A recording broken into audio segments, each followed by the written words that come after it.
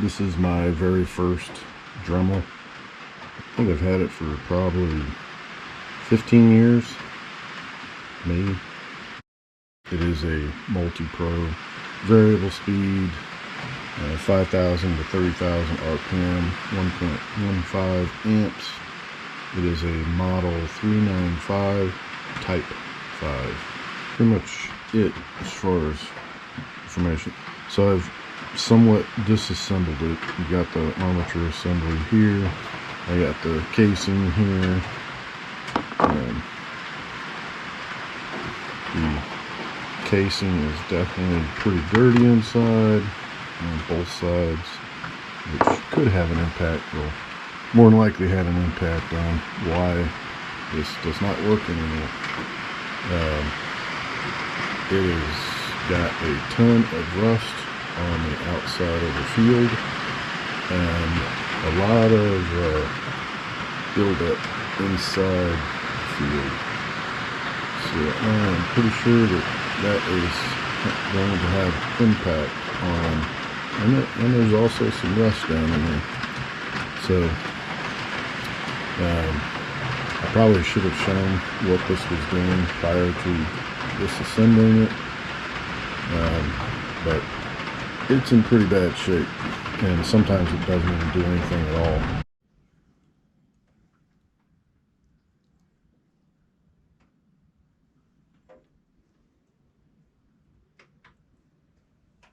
I got everything cleaned up, got the casing cleaned, and I've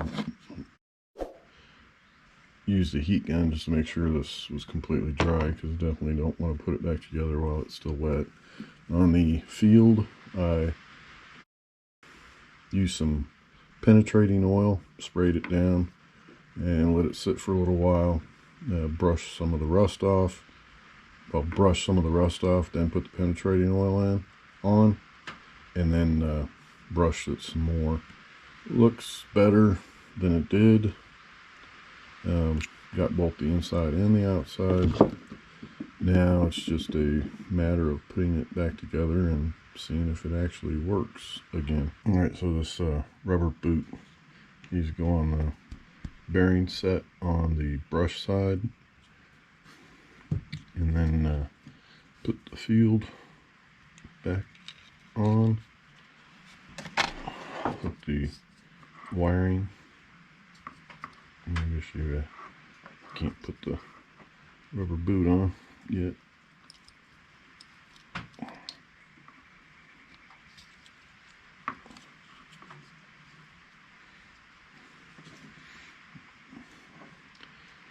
So got the rubber boot on the bearings, got the switch back on, and then the armature assembly back inside the field. So I put the push pin back in. This is the pin that locks the Dremel in place so that you can change out your bits and stuff. Then there's this ring here that has to go in here like that. Might have been easier to put this on this side, because it looks like over here it actually has little guides for the wires, so not that complicated, or shouldn't be anyway. Take this out.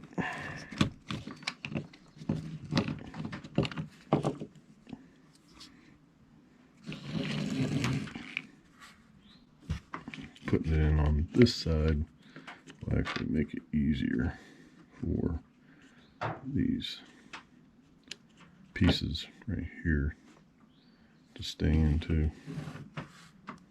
This switch has to be on the bottom. I put it in upside down.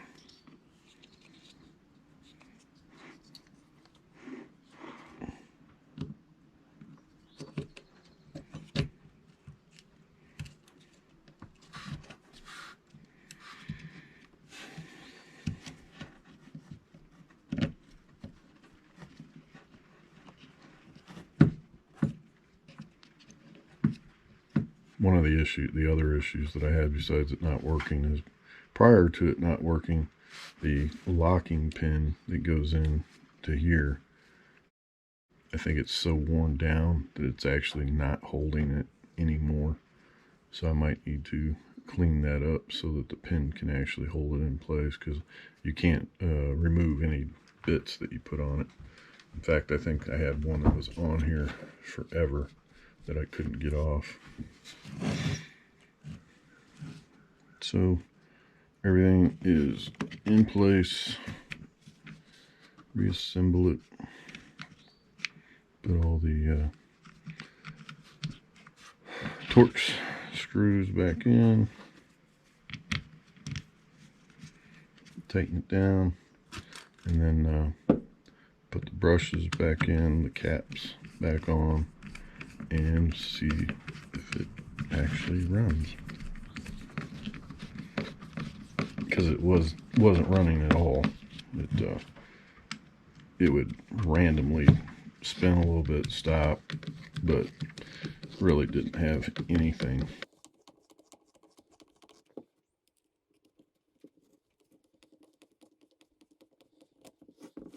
Unlike some other tools, if you were to replace the armature assembly and the field on this Dremel, and probably most Dremels, you are basically replacing the entire thing, because that's mainly what a Dremel consists of. There's not like any other parts to it.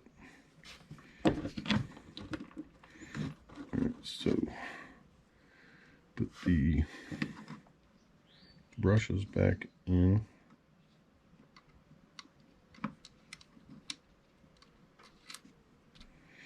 And then the caps.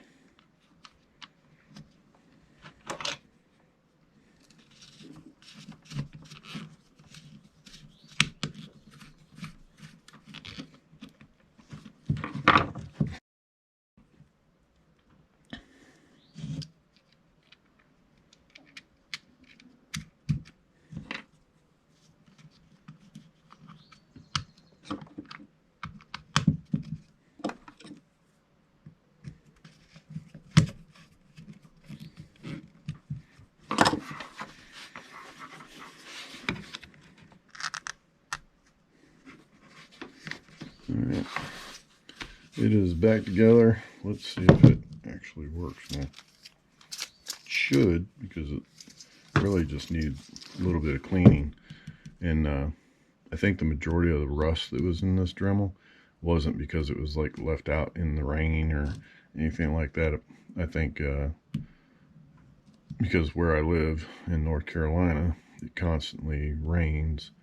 I think the humidity just attacked this tool, because I do have other tools that took on a lot of rust, and this is just one. You know, if I had done this sooner, it probably would have continued to work, but I didn't realize it was gonna basically break down on me. So all right, so here is the test to see if it worked.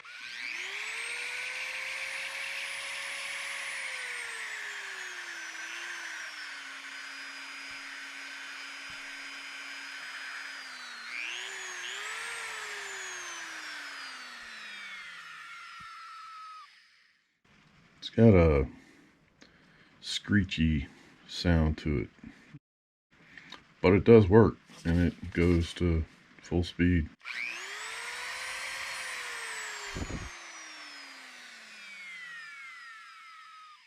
So that's one more tool I'll be able to use for hopefully a little while longer and not have to replace it